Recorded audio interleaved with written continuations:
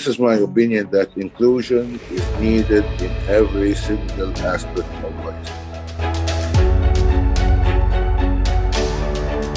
I dare say nothing could be more important than working hard so that we educate a generation of young people to grow and develop with the inclusive attitudes and inclusive mindsets that will allow them to create the inclusive world we so desperately need and want.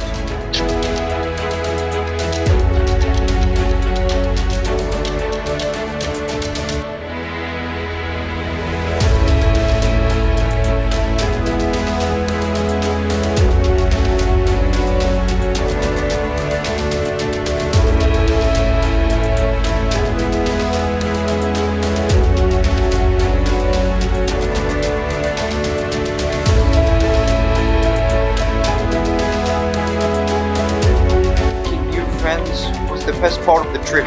I want to have an impact and make sure that we have a very inclusive life.